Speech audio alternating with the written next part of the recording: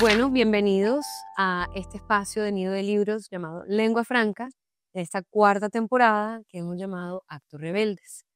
Este episodio de hoy se llama El disfraz no pide disculpas y tenemos como invitado especial a Felipe Ginebra. Felipe, gracias por estar con nosotros. Gracias por invitarme. Tengo mucha expectativa de esta conversación porque llegué al trabajo de Felipe hace 5 años cuando todavía uno de sus proyectos actuales, que es el Desacato, aún no existía. Y a propósito de esa trayectoria y de ese viaje que ha hecho Felipe desde el arte, pero también desde la rebeldía, es nuestro invitado de hoy. Quería contarles que Felipe es diseñador, es director de arte y ha sido educador con más de 2 décadas de experiencia que, colaborando con otros artistas, músicos, diseñadores, fotógrafos, emprendedores y otras marcas, ha construido una colección de imágenes inspiradas en Colombia. Actualmente, Felipe es consultor y director de arte de la comparsa El Desacato del Carnaval de Barranquilla, donde el disfraz es una herramienta de autoconocimiento y educación creativa. Entre la creación de sus propios materiales y la reinterpretación de objetos cotidianos, la exploración de técnicas artesanales, Felipe entreteje una propuesta lúdica en torno a la búsqueda de la esencia. Por tanto, Felipe es el invitado ideal para nuestro tema de hoy y es el disfraz no pide disculpas.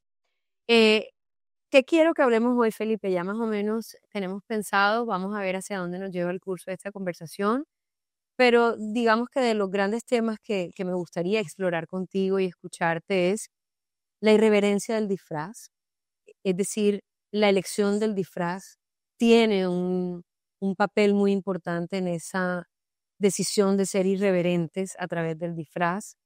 Es decir, la elección del personaje no es un tema menor y nos dedicaremos profundamente a eso. También hablaremos acerca de las celebraciones en las que ese disfraz puede salir a relucir, más allá de la cotidianidad. Y también hablaremos un poco de la apuesta estética o la estética como una herramienta para un impulso creativo, pero también un impulso transgresor dentro de la sociedad. Y por eso no pediremos disculpas, ¿no? El arte no pide disculpas. Entonces quisiera que empezáramos, Felipe, si te parece, hablando en términos generales de qué significado tiene el disfraz como tal.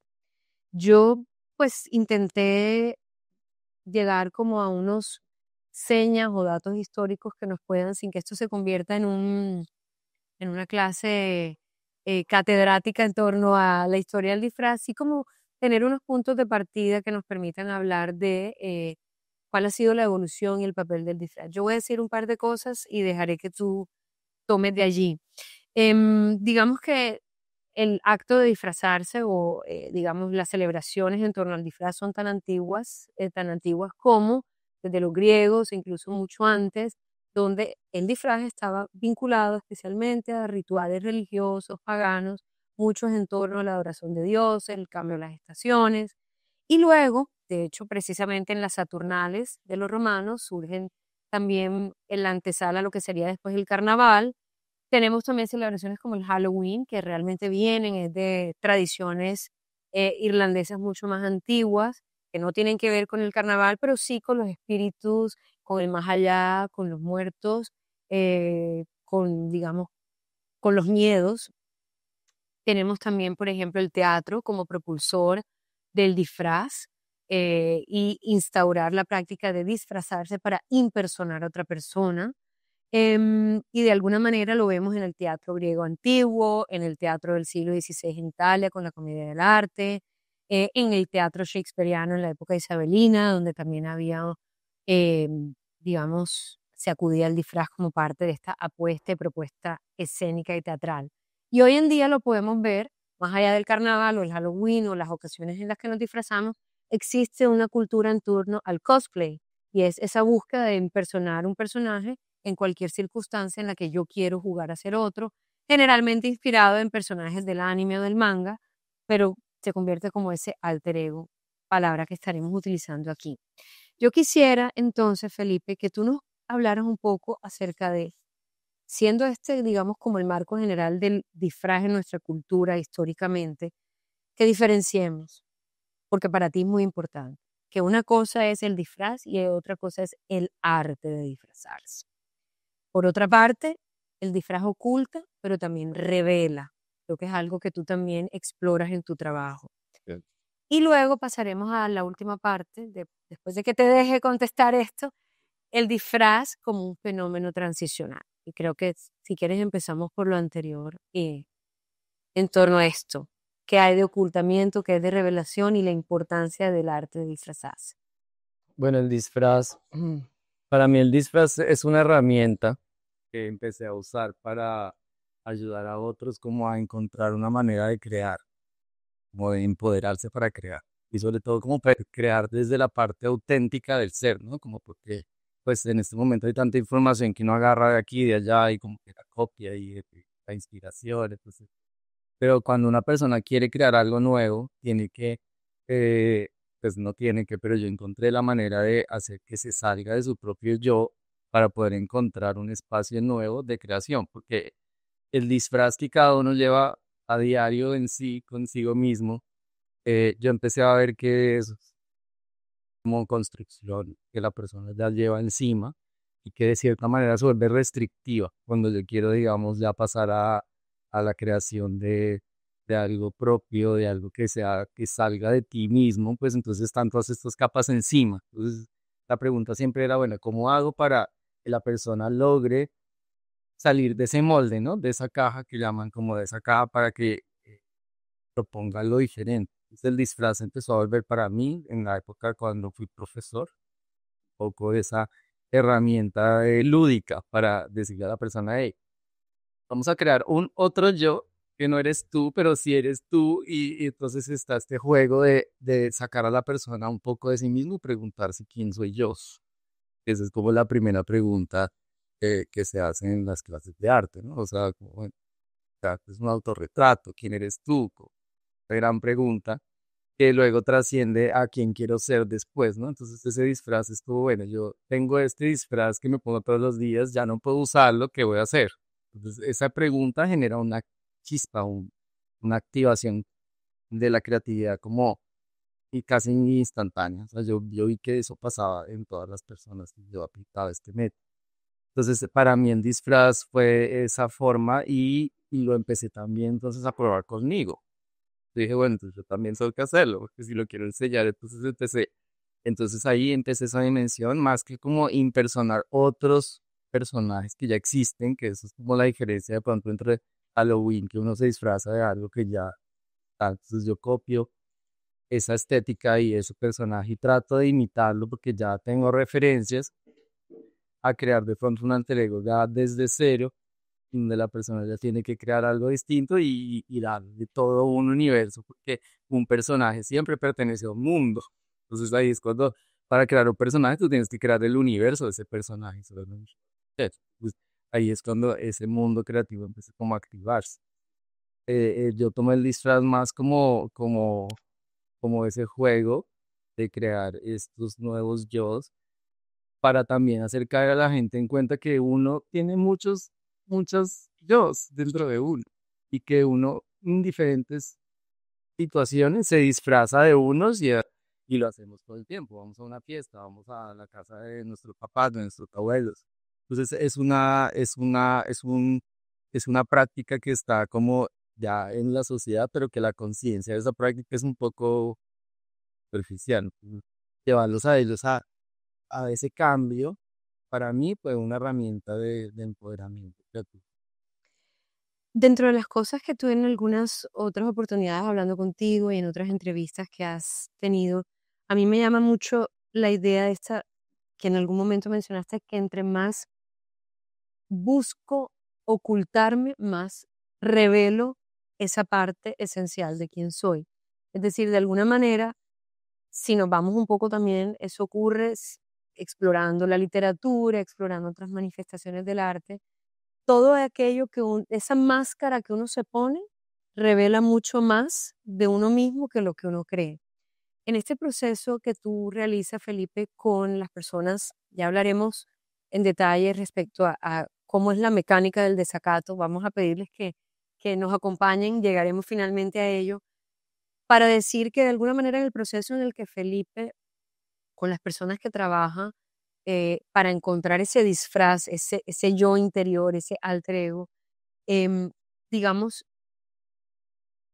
¿cómo ejerces esa tarea de buscar o ayudar a las personas a ser como el facilitador de ese proceso para encontrar esa parte de uno que está realmente más oculta detrás de esas máscaras que de manera metafórica, porque en el día a día pues nuestras máscaras pueden ser invisibles, pero están allí, a veces pueden ser muy evidentes, desde el uniforme que nos ponemos para trabajar y que de noche nos liberamos, o desde la forma en que me visto cuando salgo de noche, empieza como una impostura, em, y ese jugar a ser otro a veces está en la cotidianidad.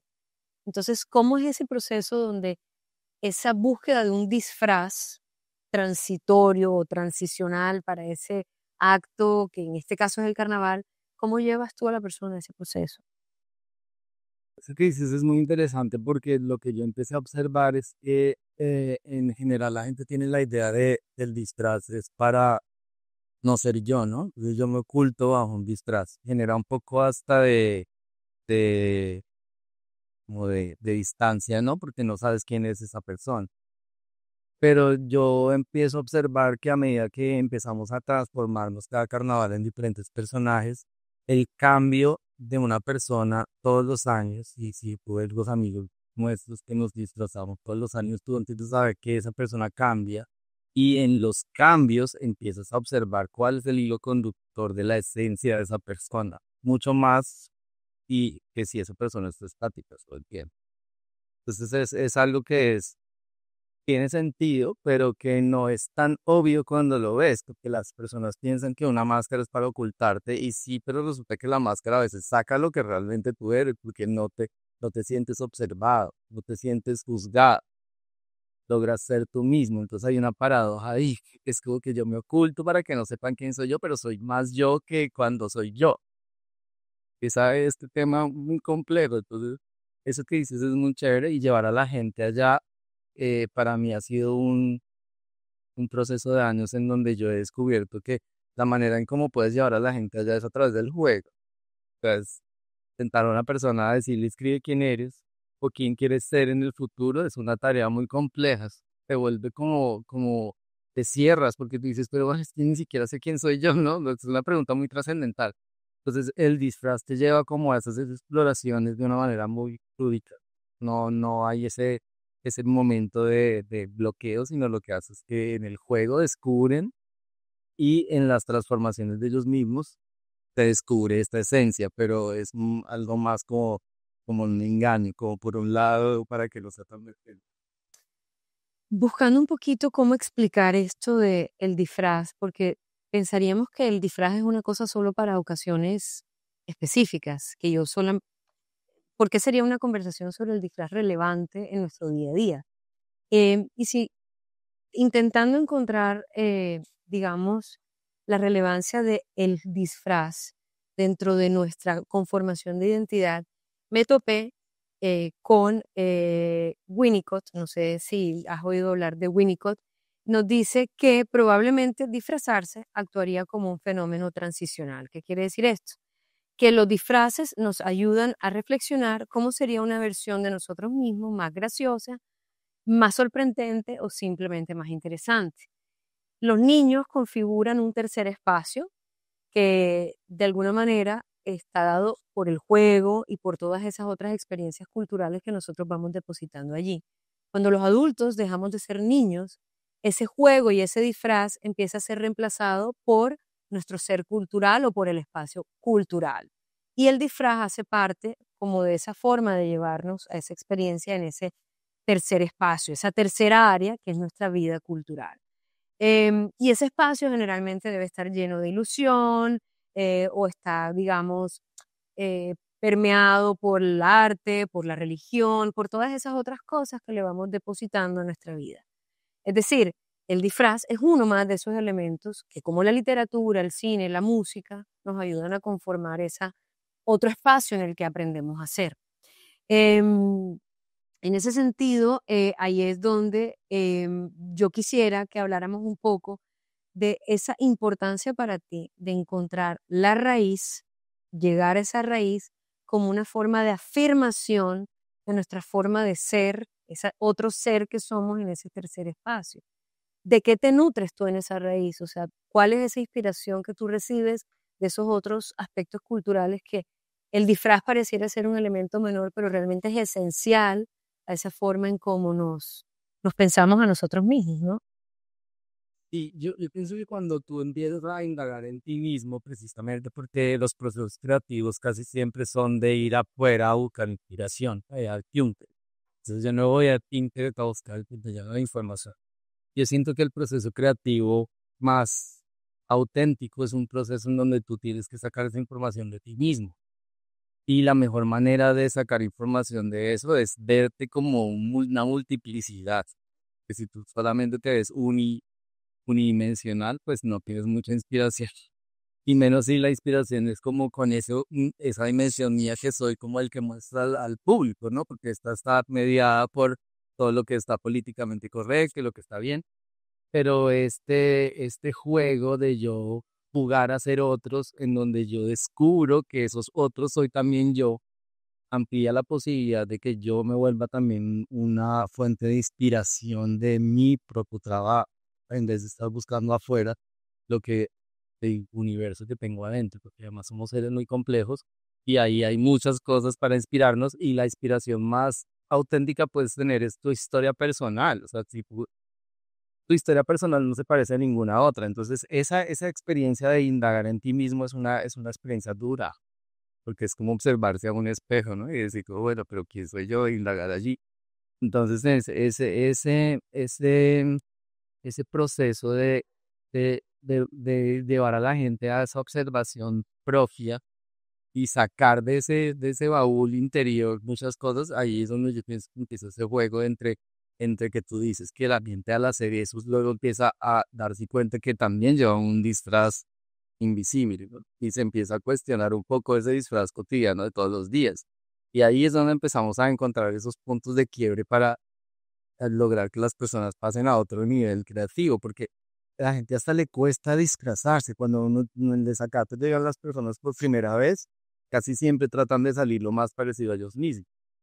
Cuando se topan con el público, se dan cuenta que yo debía haber puesto algo más, yo me debía haber puesto una máscara o algo, porque ya estoy enfrentado a un público y yo no pensé que yo salir yo mismo a enfrentar a un público iba a ser tan difícil. Entonces, por eso también el disfraz en ese momento se vuelve como también esa manera de tú transitar a un mundo que pues es completamente nuevo, es un mundo de ya como que tiene que ver con la compartirte a los demás, ¿no?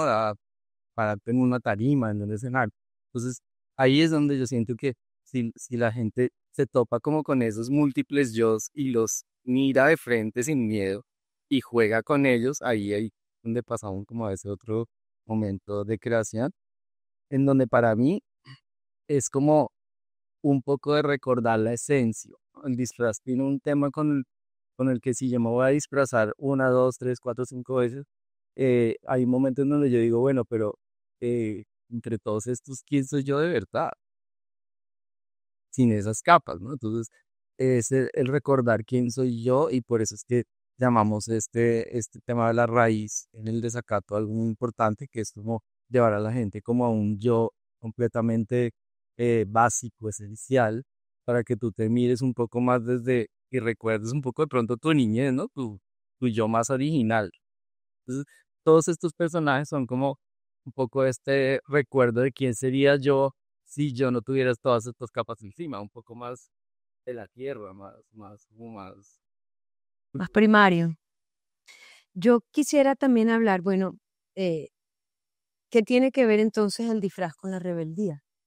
Es decir, entendemos que el disfraz es un recurso que utilizamos para descubrir de pronto más de nosotros mismos, pero ¿qué tiene que ver esto con la rebeldía? Que bueno, ese es el tema de esta temporada de Lengua Franca. En un mundo como el nuestro hoy, ¿cuáles son los verdaderos actos rebeldes y por qué importan? Y Felipe me proporcionó una palabra que me ha encantado. Realmente no estaba en mi acervo, heterotopía. Y empecé a indagar sobre esta palabra y me pareció que venía como anillo al dedo a esto precisamente.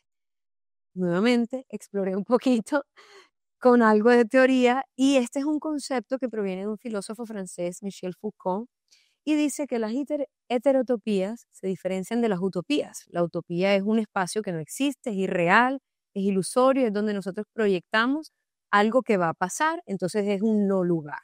¿Ok? Mientras que las heterotopías son mundos dentro de otros mundos, que son similares a su entorno, pero que tienen poderes, fuerzas o ideas, discontinuidades que abren la posibilidad de crear dentro de ese mismo espacio una nueva lógica. Y cuando empiezo a pensar en esto, entiendo ya mucho de la lógica del desacato y del disfraz.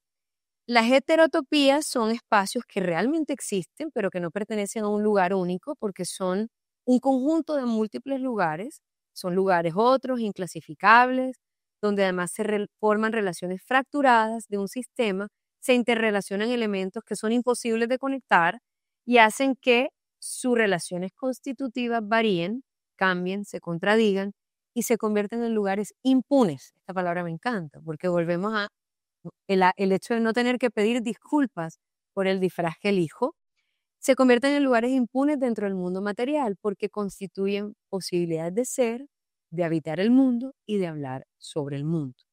Las heterotopías del tiempo, además, no tienen un tiempo, tienen un tiempo otro, paralelo, que se puede expandir, se puede dispersar, y no es una medida en sí misma, sino que la da el espacio en el que está inmerso. Por ejemplo, las fiestas o las celebraciones, y en este caso particular en el que se inserta el desacato, el carnaval. Tiene unas lógicas completamente diferentes, un espacio efímero, pero que mientras está en ese espacio el tiempo pareciera no existir, tiene otras lógicas y otras coordenadas.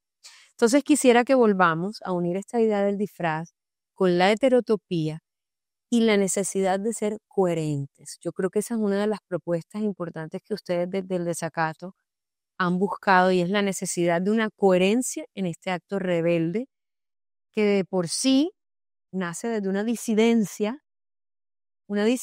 que se convierte en una heterotopía que a su vez se tiene que estar pensando a sí misma todo el tiempo para no volverse una nueva hegemonía. Entonces, háblanos un poco de esto, Felipe. Bueno, lo chévere de las heterotopías, yo siento es que no, la rebeldía, no, yo siento tenía un alma rebelde, pero yo me di cuenta que la rebeldía también de pelearse contra el mundo, ¿no? Ya, ir como completamente peleado con el mundo te desgasta mucho y realmente uno no puede pelear con el mundo, es una utopía. Entonces las heterotopías me parecen que tienen algo más bacano y es que está insertado dentro de los mismos órdenes, pero se inserta como el disfraz, ¿no? El disfraz, la gente no se da cuenta, pero en este momento la identidad es algo muy importante porque la identidad es un mecanismo de control. O sea, tú tienes ahora tu pasaporte, tu nombre, esa es la manera en cómo tú estás controlado en una sociedad. Entonces, el juego con la identidad tiene muchas rebeldías ahí porque no le gusta a la gente que del orden del status quo, obviamente no les gusta eso, porque tú estás jugando con tu identidad, es hasta peligroso para ellos. Entonces, tu familia no quiere que cambies en el fondo. O sea, nadie alrededor tuyo quiere como vota por un cambio porque todos te aman como eres, no quieren que seas otro. Entonces, todas esas fuerzas te llevan, las fuerzas naturales, si tú te dejas llevar, pues te vas a hacer uno, solamente un moldecito como todo el mundo quiere que seas, ¿no? Entonces, ese es muy rebelde, el ser como uno quiere ser, el atreverte a ser otro, es muy rebelde en general y la gente lo nota, como nomás con lo que digo yo, con la familia, si pintas el pelo, te cortas el pelo diferente, la primera que te va a decir, tú no eres así, es tu mamá, tu hermana, entonces no, pero ¿por qué te hiciste eso? Choca. Entonces, ese es una rebeldía muy grande el tema de la identidad en este momento. La identidad es, pues, entonces mi pregunta siempre era, bueno, ¿qué hay más allá de la identidad? Y ahí fue cuando yo empecé a explorar mis propias raíces como colombiano, porque en Bogotá tú no sientes, es una ciudad como todas las ciudades, que es como una mezcla de todo el mundo, pero tú sientes una raíz, pero está como diluida, entonces esa búsqueda de la raíz y de la esencia mía personal se volvió como esta búsqueda de trabajo entero y también un montón de gente que también se ha ido pegando a eso. Yo quiero que hablemos para irle dando como relación al desacato con esta noción de heterotopía, que nos hables qué es el desacato para los que nunca han oído hablar del desacato, para los que lo hemos repetido, ¿qué es? ¿Qué es este proyecto? Este es un proyecto cultural, si lo podemos decir, pero también es una manifestación artística, también es como una cofradía, también es como un proyecto personal, es muchas cosas. Entonces, ¿qué es el desacato y cómo nace? El desacato, lo más lindo del desacato es que el desacato nace en una hermandad. Y eso es de mis dos socios que no están acá, que son de Barranquilla. Y que, bueno, hay uno acá, pero pues no están acá sentados, pero esto es, el desacato nace como de una idea de precisamente de esta esencia de nosotros ser nosotros mismos, en un proyecto que al principio tiene algo muy chévere y es que la espaciotemporalidad del carnaval nos permite aparecer y desaparecer de cierta manera, cosa que al principio cuando uno empieza un proyecto, pues mantener un proyecto todo un año, pues también te desgasta, ¿no? Entonces como que el hecho de ser más efímeros y de abrir esta grieta, porque nosotros se llama una grieta de esto que hacemos, es como diré, una grieta en esa realidad, el carnaval.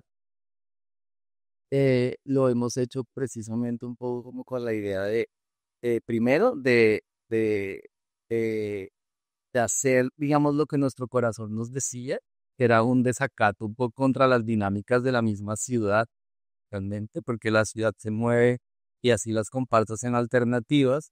En Barranquilla la ciudad se mueve con las dinámicas de una ciudad pequeña, que es que tú eres amigo de que estudiaste, entonces él te deja entrar a eso.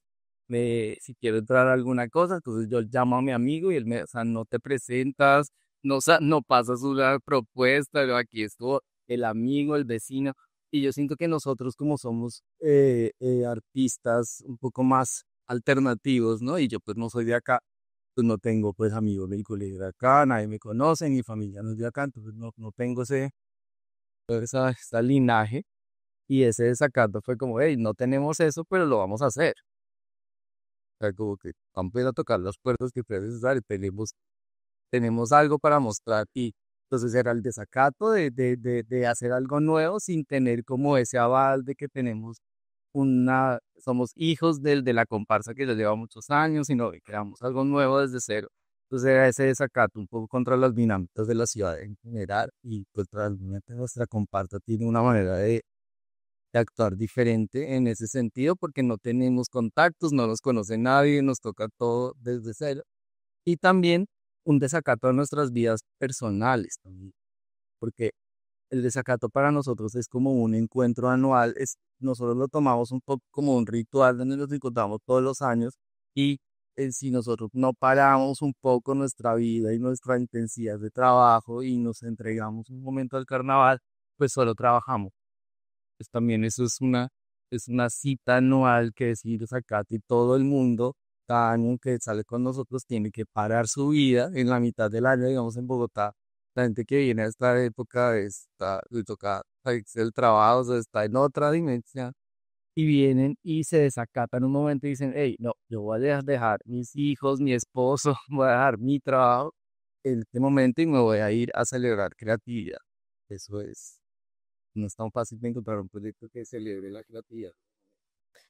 Para puntualizar sobre algunas dinámicas del desacato, que la hacen una comparsa del carnaval, que de por sí es un acto rebelde, son un acto rebelde dentro de un carnaval rebelde, ¿no? En qué es rebelde el desacato? Primero, la propuesta estética del desacato es completamente distinta a, digamos, la corriente em, principal de lo que es la estética carnavalera. La estética carnavalera podríamos resumirla pues a muy grandes rasgos. O se es colorido como una marimonda, o se es bonita como una reina del carnaval, o se es un personaje típico como un torito o algún personaje inventado. Pero digamos que eso está regido o por unas estéticas del folclore o por unas estéticas de lo bello. Y antes de comenzar hablábamos un poco de que disfrazarse, no siguiendo esas lógicas, es en sí mismo también otra forma de rebeldizarse. En el desacato, ya Felipe nos contará un poco más, pero el principal disfraz es el barro. Entonces estamos hablando que de por sí es un material que no es visto como algo estéticamente bello, sino bajo, es decir, primario. Los elementos que vemos aquí y que quiero que nos cuentes de cómo llegas a este proceso no provienen de lo que hoy hace parte del comercio carnavalero. Es decir, no están hechos ni con materiales, ni con moldes, ni con modelos o prototipos a seguir de lo que es la lentejuela, el brillo, el maquillaje y las máscaras convencionales, ¿no? Entonces ahí hay otra forma de hacer disidencia, ¿ok? Yo voy a acudir a otras cosas que proponen otras lógicas. Es decir, que el desacato, a través de su director de arte, que es Felipe Ginebra, está proponiendo una atentar contra la tradición carnavalera para proponer una nueva tradición. Es decir, crear una ruptura para proponer un nuevo molde. Vale la pena decir que el desacato lleva 4 años, es decir, no ha fallecido en el intento.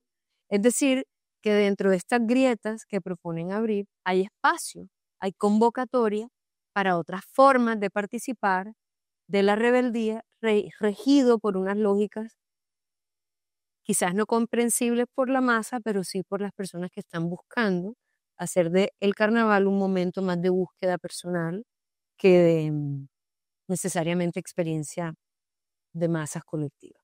Entonces, cuéntanos, me gustaría que habláramos de eso, ¿no? De cómo llegaste al barro, de cómo llegaste a los materiales, de las dificultades que has tenido para que como grupo impongan esta. Yo siento que la tradición tiene como una cascadita. Y es que si uno hace cosas de tradición, uno quién es para hacer eso. Pero si quién eres para hacer las cosas de la tradición. Y si uno hace otra cosa, entonces uno no hace nada con el país, usted está haciendo otras cosas del otro lado, y si es desde afuera, pero uno hace cosas acá y se ofende todo ese mundo, entonces uno queda como en la mitad, ¿no? Y ese, yo siento que nomás salirse de ahí ya es un acto rebelde, como decir, "Ey, que cuando se creó un personaje nuevo del carnaval, se creó así también. Un grupo de personas que se pusieron a hacer un personaje y nació y pues eso se fue con el tiempo instalando, pero entonces, ¿dónde están los nuevos?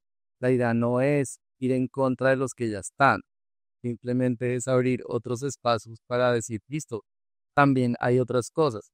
El viaje nuestro estético es un viaje que empieza muy personal mío, porque yo sí en algún momento, cuando empecé a salir en comparsas, empecé a tener muchos problemas con lo que me ponían, ¿no? Entonces, todas esas cosas plásticas se me raspaban, los tocados cuando los construía con cosas más pesadas o plásticos, el viento te lo jala de una manera impresionante, como si te estuvieran jalando desde atrás, porque el viento, cualquier cosa, también uno empieza a observar los canastos, empezó a observar todos los materiales de acá y pues todos eran como resistentes.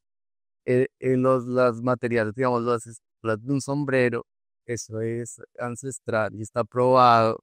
Entonces yo empiezo a observar lo que hay acá. O sea, que fíjate que yo siento que cuando uno está creando con lo que existe alrededor del lugar en donde está, pues no, tampoco es que se salga mucho de lo que ya está, sino que simplemente estamos agarrando lo mismo que existe En el todo el mercado. mundo en el mercado y lo que todo el mundo ha vivido y ha visto en la vida y se adapta a algo nuevo. Entonces, esa propuesta al principio, pues la gente la choca, como está raro, no lo entiende.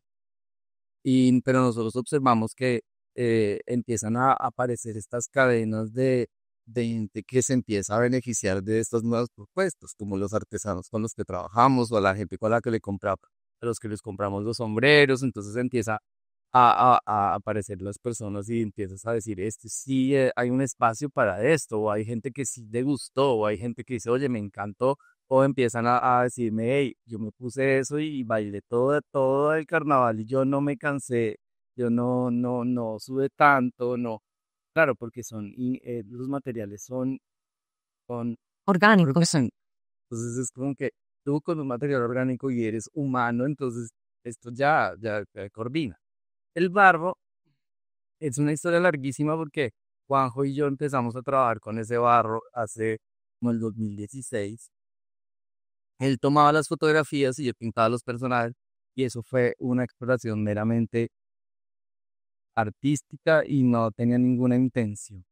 Simplemente era que nos gusta el material. A mí me parecía increíble el barro del volcán del Totumo. Yo empecé a pintarlo de colores. También un tema económico, los maquillajes son carísimos. Entonces era como, bueno, ¿cómo hacemos para tener maquillajes de colores diferentes? Pero iba yo a Caretas a comprar un maquillaje y estas son unas cajitas así. Yo con ganas de pintar un cuerpo entero y yo decía, pero viendo cómo voy a hacer esto y empieza a aparecer el volcán del Totumo, empezamos esa exploración y lo que tú dices es muy cierto, proponerle a una chica hermosa que lo primero que haga es pintarse de barro, es de una, es como, yo no, pues si yo quiero hacer eso, yo me quiero ver linda, me quiero ver brillante, yo quiero ver que las cámaras me capten hermosa, ¿no? Y lo primero que le dices es que la vas a optar de barro. Entonces al principio nosotros nos apostamos con eso y también lo vimos como un filtro, lo que te decía, empezamos a ver que las personas si quieren realmente sufrir, no, gozar de una transformación, gozar de una transformación, si tú le pones algo que dices, listo, te vas a untar de barro y esa persona está dispuesta a hacerlo, es porque esa persona realmente sí te quiere hacer. Si esa persona solamente viene a verse linda y a farandulear, y que le tome fotos, pues hay otros lugares para hacerlo. Entonces nosotros dijimos, bueno, hay para todo, ¿no? Y ese filtro del barro, porque es que es bañarse de la tierra misma, eh, se vuelve algo que tiene una función mucho más allá de estética y es protegernos del sol. Y funciona. Entonces, yo siento que la estética tiene que, tiene que ser el resultado de tu intención. Por eso es que la coherencia tiene que algo que ver ahí. Porque no es simplemente verse bonito para tomarme fotos lindas. Siento que tú te ves bien y te ves bonito cuando hay una coherencia total, ¿no? Que tú entiendes lo que estás viviendo, entiendes qué es lo que estás representando, te sientes identificado y lo vives. Pues ahí es donde se ve, por eso es que las fotos son tan reales. Por eso yo vengo del mundo de la moda, yo hacía muchos editoriales de moda y eso es yo creo que la diferencia entre esos dos mundos. Este es real, el otro es simplemente una actuación, ¿no? Entonces aquí empecé a ver yo como esa realidad de la gente la coherencia en que la vas como metiendo en este universo, que nosotros vamos metiendo a la gente en una historia durante meses, hasta cuando llegan acá a vestirse en el desacato, ahí es donde la gente yo siento que vive la experiencia y eso se nota. Entonces, el barro, por ejemplo, que es esta poesía de yo cubrirme de mi propia tierra y de yo decir, es que yo pertenezco acá, y no solamente acá porque los extranjeros sienten es como, "Ey, yo pertenezco a la tierra misma, a esto es como algo de mis raíces". Eh, luego también tiene una función, y es que la gente se echa bloqueador y se quema, que se le cae.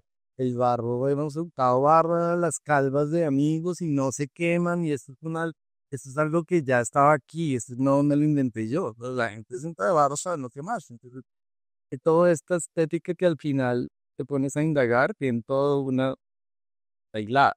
Y yo pienso que esto de la dirección de arte tiene un poco que ver con eso. Es como darle un sentido a la gente y cada uno lo vive a su manera.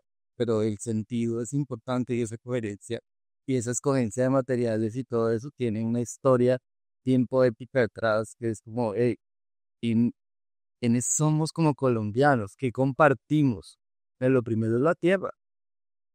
Eso todo lo compartimos, todos pisamos la misma tierra, entonces, en que es un viaje desde ahí, en la esencia, y luego primero nos tenemos que quitar la ropa, nos bañamos de tierra y luego nos empezamos a vestir. Y cuando nos vestimos encontramos allí una individualidad, ya que cada uno empieza un viaje personal, ¿no? Entonces ahí es donde ya el adorno, ya la gente encuentra ya su manera de expresarse, pero todos estos diferentes materiales y el barro sobre todo juega un papel muy importante porque es como lo que tú dices, como es lo primo, o sea, ya ahí gira todo. Para ilustrar un poquito el proceso, y digamos, estamos dando por sentado que todos conocemos el proceso artístico del desacato, un poco el ejercicio, si lo podemos resumir así, me complementa si algo falta. eh, Hay primero una apuesta, digamos, estética desde el individuo y la creación del personaje que empieza meses antes, donde a través tuyo los integrantes del desacato empiezan a elaborar sobre, bueno, quién voy a ser, cómo me voy a proyectar. A lo largo de esos meses hay como una especie de reflexión en torno a eso y propuestas, y en paralelo tú vas trabajando con los artesanos para crear todo un conjunto de elementos, utilería, llamémoslo, que el día del sábado de carnaval están a disposición de todos los que llegan, que deben llegar listos para ponerse su piel de barro y sobre eso empezar a construir su disfraz, es decir, que es un acto espontáneo. Premeditado porque vengo pensando, pero espontáneo porque no sé a qué me voy a enfrentar. Paralelo a eso, además de el disfraz como tal, el desacato también cuenta con un productor musical, que es Juanjo, y un productor visual, que es Rick. ¿Esto con qué fin? Que la experiencia sea 360, ¿no?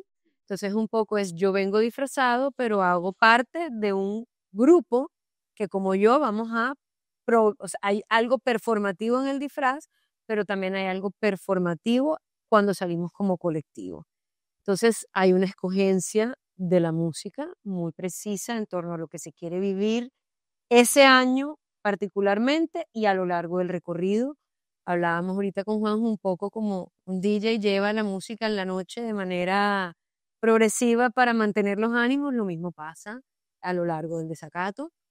También hay una producción visual en el sentido de cómo se presenta el grupo ante el público, entonces sí hay baile, porque ese es otro acto rebelde, parece mentira, pero muchos de los grupos carnavaleros hoy en día no bailan, muchos no bailan, es decir, eh, desfilan, más no bailan. Entonces, eso también tiene un valor adicional. Entonces, toda esta experiencia es una apuesta estética que se inserta dentro de la tradición, pero que también propone unas lógicas distintas. ¿Quisieras complementar algo ahí a lo que dije? Y yo siento que, digamos, nosotros pensamos el tema de dar el disfraz, que es un criterio diferente a todas las compañías. Casi todo el mundo llega, los que dan el disfraz son tan uniformados, ¿no? Eso que dices es muy importante porque es un viaje individual, esto empieza, para mí el resultado de un disfraz o como tú te vistes es lo útil. O sea, uno para crear un personaje primero tiene que hacer un personaje dentro de su cabeza para poderlo representar. Ya tú como si tienes mucho dinero o tienes poco dinero, pues tú puedes representar ese personaje de cierta manera o de ciertos materiales o ciertas cosas, ¿no? Pero ese personaje tiene que venir como preparado para representar el personaje que estás ahí, ¿no? Algo así como un actor que el actor de pronto practica sin su caracterización y el día que va a salir, pues ese es el día que se viste. Entonces nosotros tratamos de llevar ese proceso lo más lento posible porque la gente quiere ya saber cómo se va a ver. Y para nosotros eso es como lo último. Ya tú primero vienes trabajando un mes antes en unos encuentros virtuales en donde hacemos creación de personajes, ¿no? Es como, bueno, pero tú quieres ser, como, en qué animal te quieres inspirar, les damos arquetipos, porque por ejemplo nosotros trabajamos mucho los arquetipos del carnaval y ahí es donde aparece ese tema de la heterodoxia otra vez, y es que nosotros sí nos inspiramos en arquetipos que ya existen. Nosotros tenemos toros, tenemos diablos, Diablito. tenemos gallos, todos los personajes que al final es lo que también nos inspira, porque nosotros nos inspiramos en la tradición de acá. Nosotros sí nos inspiramos mucho en los diablitos de Barano, bastante, todo eso nosotros lo tenemos súper mapeado y nos inspiran y son nuestros referentes, pero no vamos a hacer lo mismo que ellos hacen. O sea, ya hicieron un proceso estético y ellos ya tienen sus maneras como nosotros vamos a representar los personajes. Entonces, estos personajes al final se vuelven una sorpresa para todos. Nosotros no sabemos nunca cómo van a quedar. Esto es, y nosotros lo hablamos con ellos. A veces hacemos unos tocados súper espectaculares y otros súper sencillos. Creemos que la gente en los sencillos no los va a coger y resulta que no se sabe. Hay gente que llega y dice, me encanta esto, y yo, uy, pero eso no es un tocado, y lo había puesto ahí otro. No, me gustó fue esto, y se empiezan a vestir y uno no se imagina lo que la gente va a escoger. Entonces, en esa escogencia, que es un taller creativo que está diseñado para precisamente que la gente no piense, no pueden pensar. Es como, tenemos 4 horas, tú tienes 4 horas para verte espectacular y vamos a salir a desfilar, entonces la gente no puede, no tiene tiempo, es como que, pero ¿qué me pongo? Ah, mira, ahí hay 60 tocados, ahí hay 60 taparrados, ahí escoge el que a ti te sirve. Obviamente estamos ahí, yo estoy ahí muy pendiente, sobre todo la parte del maquillaje, más que todo como animando a la gente, porque no me gusta tanto como meterme a efectos cuando hago los personajes para alguna producción, pues yo sí hago todo el personaje, lo pinto yo, pero ahí es como que yo les tengo son los materiales y la gente tiene que explorar eso por sí misma.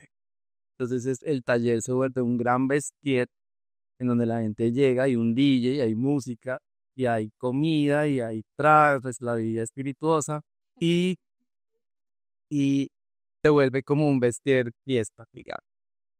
Entonces la gente empieza como a contagiarse de esta atmósfera, porque nosotros nos damos cuenta que para tu soltar tu creatividad tenemos que generar un ecosistema entero para que la gente se sienta cómoda, sobre todo tan rápido.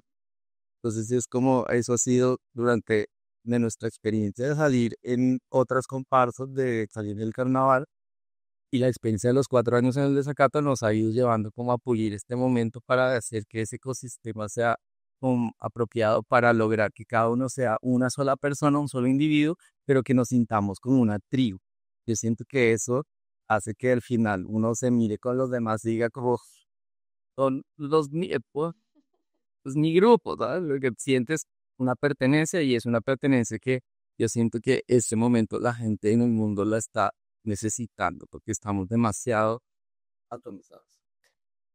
Me acabas de dar el pie justo para la última pregunta de nuestra conversación. Y acabas de hablar precisamente de, entonces, ¿por qué? Todo esto suena como un proyecto cultural muy bonito. La pregunta siempre es, ¿y a quién le sirve y para qué? Un poco. Y quisiera volver sobre lo último que dijiste, mencionabas la palabra ecosistema. Yo quisiera hacer un reemplazo, una sustitución y quisiera hablar del rito, porque ese ecosistema al fin y al cabo es un rito que se repite todos los años. Entonces quisiera hablar del carnaval como un rito necesario. Si bien el carnaval es, digamos, ha evolucionado con el tiempo, la esencia del carnaval sigue intacta. Es un momento de libertad, de diversión, de transgresión y de hecho eh, existe un poco varios elementos que configuran el carnaval y es invertir las jerarquías, por ejemplo. Los del poder se vuelven los sometidos, la burla está permitida, la parodia, em, las cosas consideradas bajas son las que le damos importancia y lo elevado y lo intelectual lo sometemos. Entonces, por ejemplo, el carnaval está en torno a lo carnal o a lo corpóreo, a lo escatológico, incluso si se quiere. Lo bello no es tan importante, sino eh, incluso hasta lo grotesco puede tener lugar allí. El humor, digamos, se convierte como en lo que rige en gran parte de lo que pasa en el carnaval. Por eso esa teoría de que en el carnaval de Barranquilla nadie sale de pelea, o esa idea de que está permitido transgredir, burlarse hasta de los políticos de turno, de muchas cosas está permitido. Entonces, digamos que de alguna manera es el carnaval en un mundo, me gustaría citar un poco, hay un filósofo coreano que se llama Byung-Chul Han, que tiene un libro que de hecho hemos hablado mucho acá en Nido de Libros, porque creo que sintetiza mucho como del malestar de nuestra sociedad actual. Se llama La desaparición de los rituales, se los recomiendo. Y entre una de las cosas que habla Han es que hay ciertos rituales que siguen siendo importantes para nuestra vida hoy en día, los rituales, tanto rituales religiosos, espirituales, darle tiempo a todo aquello que nuestra vida atomizada o vivimos muy metidos dentro de nuestra mente. El mundo de hoy es muy estar en la mente, porque además estamos detrás de una pantalla pensando todo el tiempo en cómo estoy yo en este mundo a través de esta pantalla. Entonces quisiera que habláramos un poco, porque una de las cosas que planteamos al principio es que ustedes desde el desacato, ¿para quién hacen esto? Es decir, esto no es un proyecto dentro de esta lógica neoliberal del mundo actual, que es parte de la crítica que hace Han, que lo que no es productivo hoy en día no tiene lugar en el mundo y que hemos perdido el espacio para esos rituales aparentemente no productivos, porque no hay rédito, por lo menos no monetario, no tangible. ¿Para quién es esto? Entonces, ¿para quién es esto? El desacato, ¿para quién es? Y quisiera también pensar un poco en cómo el arte se convierte en ese escape necesario que ustedes desde el desacato plantean una forma del arte, pero que en el mundo hoy en día existen otras formas estéticas y otras formas de arte, que son las que ese impulso artístico es el que lleva esas lógicas del arte, que a veces no son tan lógicas, sino más erráticas, caóticas, proponen otras formas de experimentar el mundo em, y perturbarlo. Y por perturbar no necesariamente de mala manera, sino trazar otras sendas. Entonces, quisiera eso, como ¿para quién es esto? ¿A quién le sirve? Si hay alguien que está oyéndonos eventualmente del otro lado del mundo y dice, pues si yo aquí no tengo carnaval, entonces a mí para eso, ¿para qué me sirve? O sea, ¿cuál es como el gran, si pudiéramos sacar un aprendizaje, algo que nos sirva en nuestra vida, qué viene de todo esto? Nosotros tenemos en el desacato una filosofía y le llamamos la filosofía de la vitalidad. Y yo siento que eso es muy importante porque lo que nosotros estamos buscando acá es que la gente tenga como un ritual en donde se llene de vitalidad. Porque nosotros concluíamos que el carnaval o te deja como súper estimulado y activado y tal, o te deja sin plata, acabado, pero frito sin nada del equipo. Entonces, nuestra cuestión, nuestra apuesta es la vitalidad. Entonces, por eso es que todo es orgánico, por eso es que todos nosotros estamos, ese es como nuestro objetivo, ¿no? Vitalizarnos entre todos, ¿no? Siento que hay una cosa muy importante que está pasando con el desacato y es que pasa también en otras comparsas, es que hay muchas personas que ya perdieron la Navidad, se desapareció. Y eso es otra vez hablando de las heterotopías, sacamos algo pero metemos otra cosa. Mucha gente que sale en el desacato hablamos que ya no tenemos Navidad. Nadie ya piensa en la Navidad, es como que bueno, ya viene el carnaval, entonces la Navidad es como ese precarnaval que nos preparamos para el ritual que antes era la Navidad de vernos en familia. La gente ya no se reúne tanto en familias, entonces es como un reemplazo un poco de una colectividad que nos estamos inventando en un rito que estamos también proponiendo para reemplazar esos que también se están acabando y que se volvieron también muy comerciales.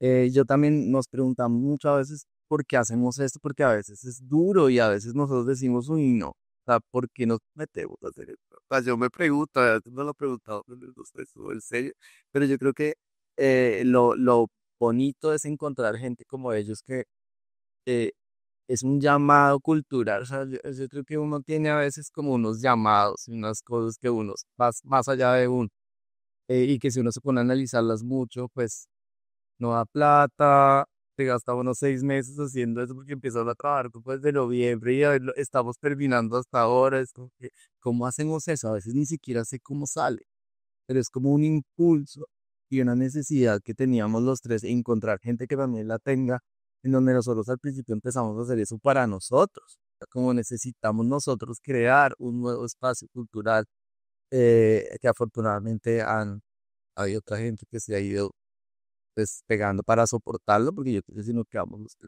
acaba, pero es como una apuesta también como a este mundo, digamos, nosotros en el desacato, la gente no tiene tiempo de ver el celular, la gente no saca el celular en el desacato, no lo puede llevar, lo mancha de barro, tenemos los fotógrafos, entonces genera personas todo un día que casi no tienen su celular en este momento para mí es un logro. Yo a veces me volteo y veo a la gente y digo como nadie está en el celular. Pues son pequeñas cosas que hacerle recordar a la gente de dónde viene.